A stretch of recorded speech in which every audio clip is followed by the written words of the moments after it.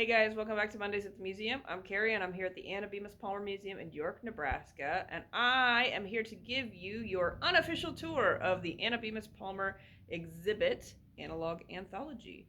Not to be confused with the official tour that's filled with nice images and background music and professional graphics and things like that. This is more the behind the scenes version. That's more the straight laced version that my webmaster posted. Shout out to Eric.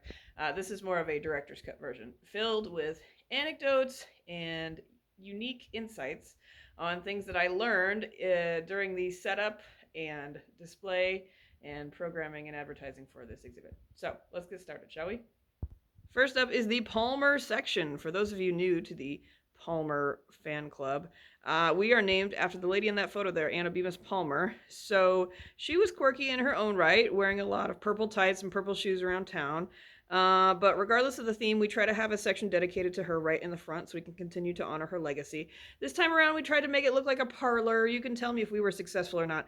I was actually really frustrated because I always have her stuff in a case because I think that's like the honorable thing to do.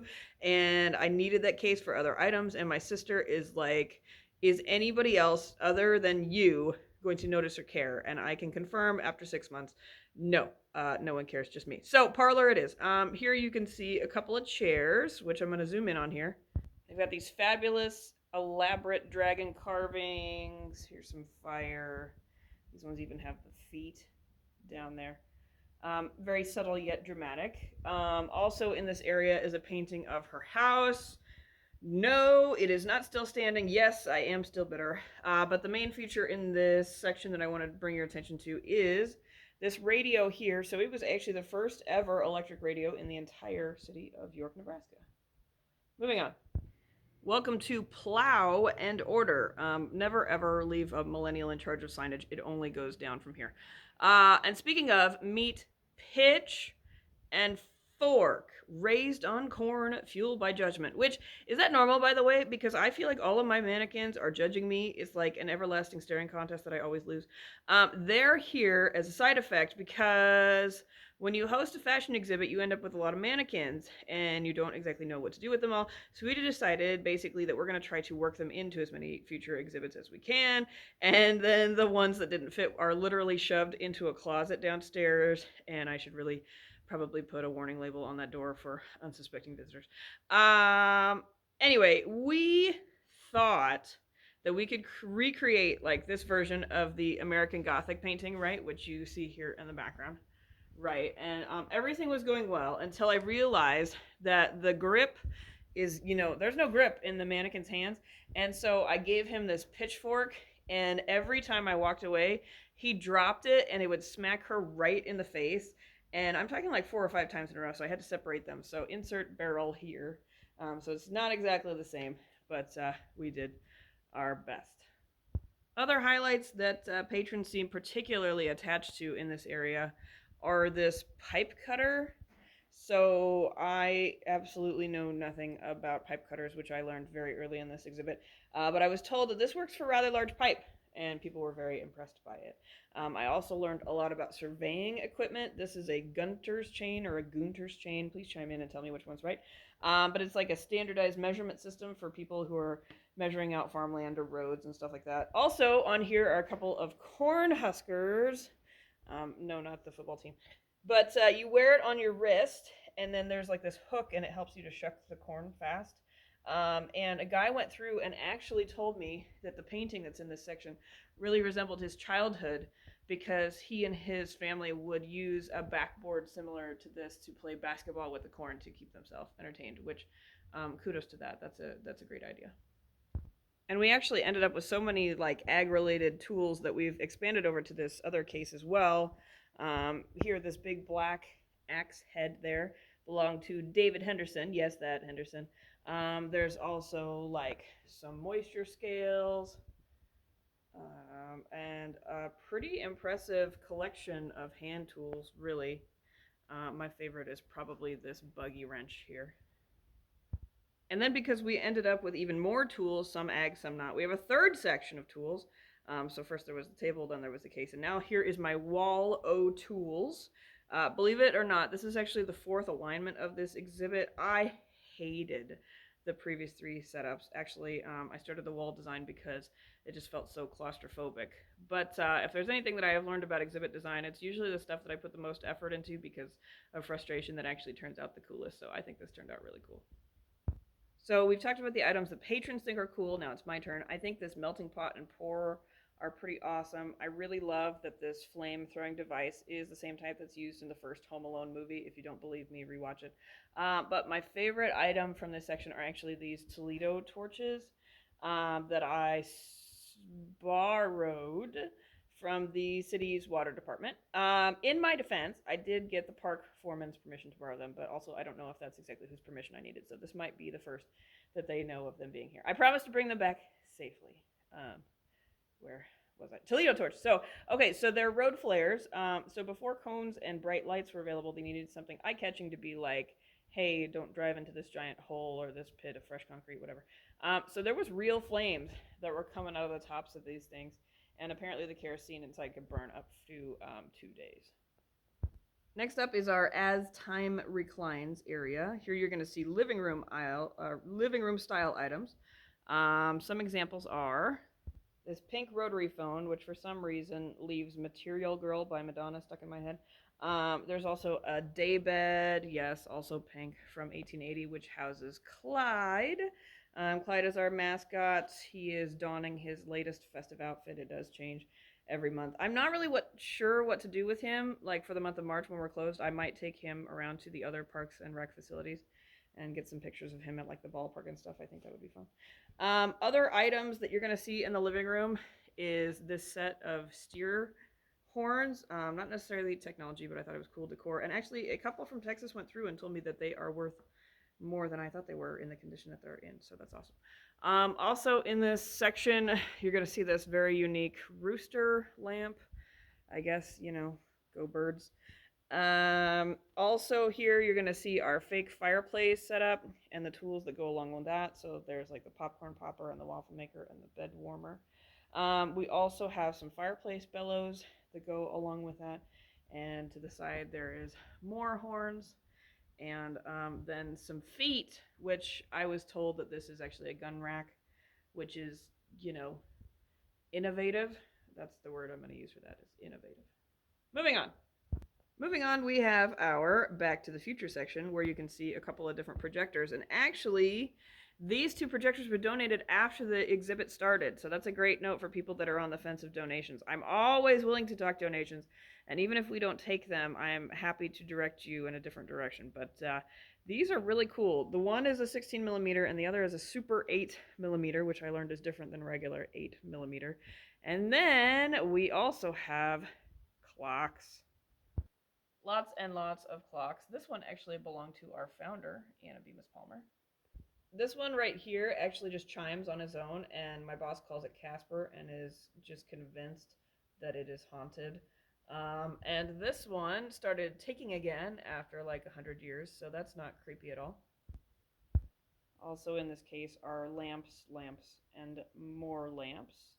And it is curiously guarded by a guy in a Vecna shirt. Vecna's Antique Clock Repair. Shout out to anybody who gets that reference. Yes, I'm a fan. And no, I did not like the ending. Did you? Next up is It's the Yeast You Can Do. Tired of my labels yet?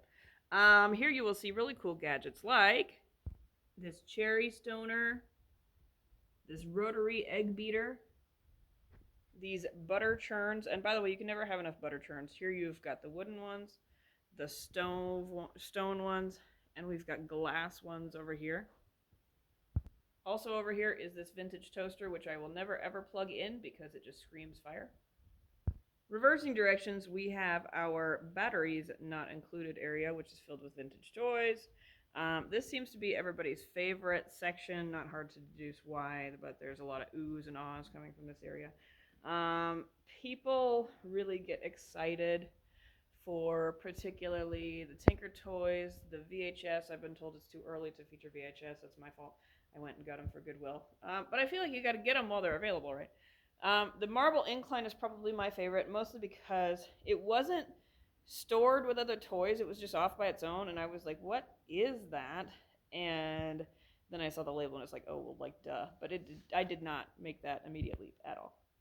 Across from that, you've got the Edge of Elegance area. You'll see a lot of fans, which was the Retrotech version of How to Keep Yourself Cool. The boot jacks that we've got over here, I've heard from a lot of farmers that they still use theirs today. The chamber pot, which is, of course, my boss's least favorite item, so I try to work it in as much as I can, because what's more elegant than a chamber pot? And actually, fun story about this, though, has to do with my boss's boss. Okay, so when I give tours, people tend to wander, totally fine. And my boss's boss, aka the city administrator, is over here, and all of a sudden I hear this, and I run over thinking there's like a medical emergency or something, and instead I hear you could stab someone with that. So I think that she is a cozy murder mystery fan, and like she thought the hat pins were much smaller, but no, these are like a foot long. You could definitely shank somebody with that. There are a lot of times similar to the marble incline story where I'm like, I don't know what that is. And then I have to figure it out and label it. And usually I can find a replica online if I can't find an item label on the item. Um, Sometimes it's just a guessing game. My best guess said drying rack. And in a way, I think it still could be used as a drying rack, which is why I left it half up. But apparently, I actually had both sides up in the wash tub on the floor. This is not a drying rack. It is a wash tub stand. So mark it down. I was wrong. You have this, a verbal confirmation. I was wrong. It is actually a stand for the wash tub. So good to know. Learning experience here. I was able to fix it before the display is done, so I'm still counting it. Moving on to our twist and shout section. So actually these three items go together. So you start out with a wool carder and you run your fabric through this brush head to kind of clean it and straighten it. And then you take it to your spinning wheel where you spin and spin and spin it into skeins. And then you take those skeins and you run them through this yarn winder, and that is to measure, I guess, each one of those bars is a specific measurement, and that's if you're like you need a certain length for a project or you're going to sell it. And actually also in this twist and shout section are the sewing machines, and they are the whole reason for the display. So as many of you know, many people asked during our last exhibit, which was on fashion, where are your sewing machines and why didn't you include the sewing machines? And I was like, I ran out of space. Which is true. I really had to play Sophie's Choice just for the fabric options, so I said, okay, I'll do them next. And then it was like, well, what can I do with sewing machines? Oh, duh, technology. And here you go. So these range from the 1860s to the 1930s. I learned the term treadle is very important. That's this like kickstand thing that you use to help run the machine. We also have some that are in cases that are more portable. This one is my favorite right here. You can tell that it's been modified. The countertop is different there. It was used in a tailor shop here in town, so that I thought that was pretty cool.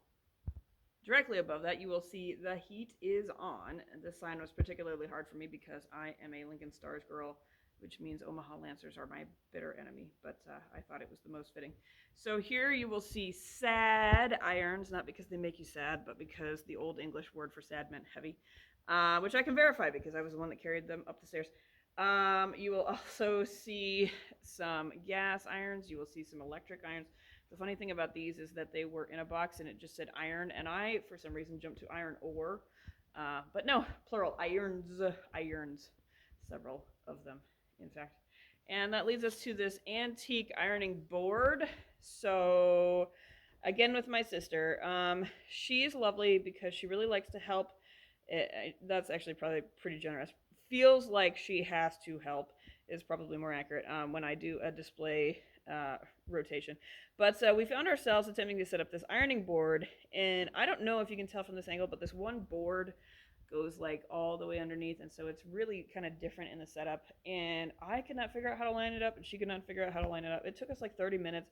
I gave up. I went to Runza. I bailed. I had to take a break and get away with it, which I'm sure to an outsider is like really over an ironing board.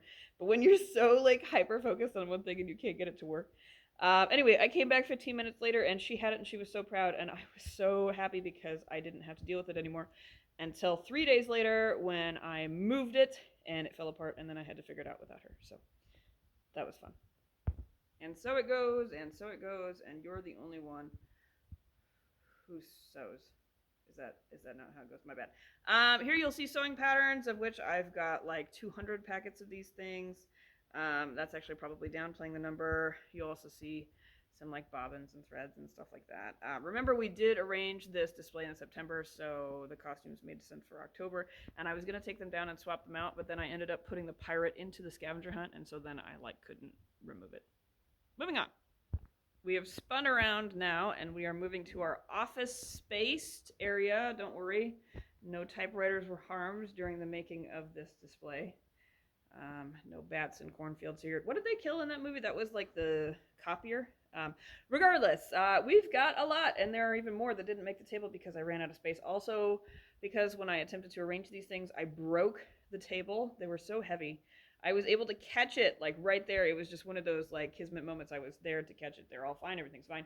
I did have to take them all down one by one and rearrange everything though and get a much sturdier table. But these are typewriters from the 1880s, which check out the piano keys on that. That's definitely not a QWERTY method. To the 1980s, and the one from the 1980s is actually from the library that they used to type spine labels on with, which I thought was pretty cool, over at the library here in town. There are also these dictaphones, which you can see here is the stand. It's got a cabinet in it with more reels. The slogan for this is, so you don't have to wait on your secretary, which is their slogan, not mine. But basically you talk into this little hose thing and it records stuff on this wax cylinder and then it can be played back later. And we also have a couple of suitcase versions as well. And then in front of this is a computer that I've talked a lot about, but you're going to hear it again. Basically, it's a cautionary tale. The Osborne 1 computer, it was released in 1981. They were everywhere in 1982, but they were bankrupt by 1983 because they made the mistake of saying we're going to release a newer model. And of course, that means that everybody stopped buying the older model. Also in this area, I had some dead space, so I was able to purchase and hang up some video game and Star Wars posters, which will now be moved to my office. Moving on. Around the corner, we have our paper trail item. These books were donated later, and it's really cool because you can see a lot of the stuff that's on the exhibit in them.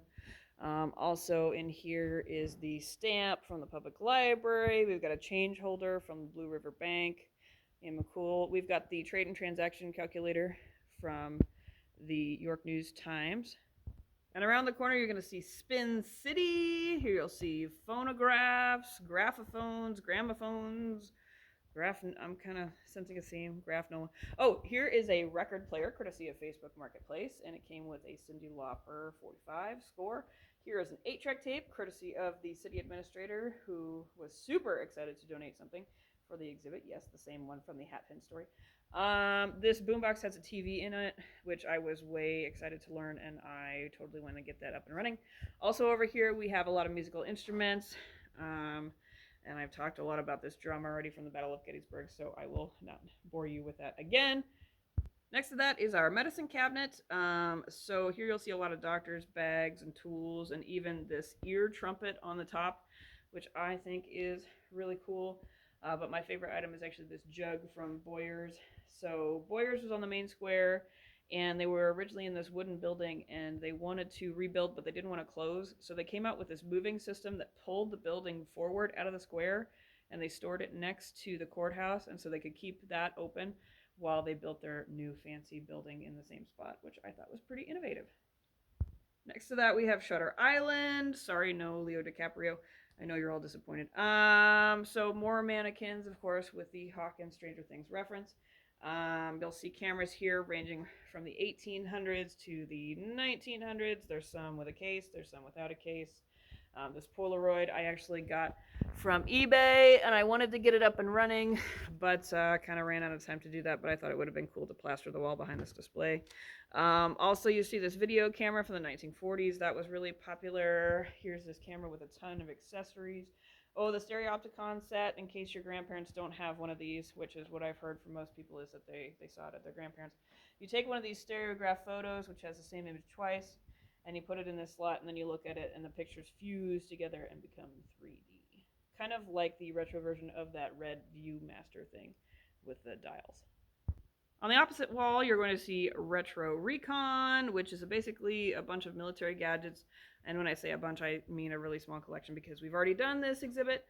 But the rifles are back. The cross swords are back. I've got like the powder horn from the Civil War. I've got some daggers from the Spanish American War. I've got the gas mask from World War One. I've got the mess kits from World War Two. Even some arrows from the Plain Wars back in the day. So I'm excited to bring some of those out though again because people have been asking about them. And then, of course, the junk drawer section, because if you're like my family, then you have that one drawer where everything goes that doesn't fit anywhere else. And it's not like you need 50 gunky rubber bands, but you feel bad about throwing them out. Anyway, so it's a gathering place for everything that didn't find its own location. Telescope and the binoculars, nice version is he was a people watcher, creepy version is he would watch you from your living room. The caboose is actually a mailbox. He lived on Burlington Avenue and worked for Burlington for 44 years. This cheese cutter was a beast to carry up the stairs, but it's still somehow in my top 10 items of all time. And then the ham radio stuff, which I've already done a video on, but he was in ham radio for 60 years. So go and check out that video. And there you have it, the Analog Anthology exhibit. Next up for us is Established 1776 from Revolution to Routine. Think Americana meets average life. We're going to be closed for the month of March, so we'll see you in April. Thanks for tuning in.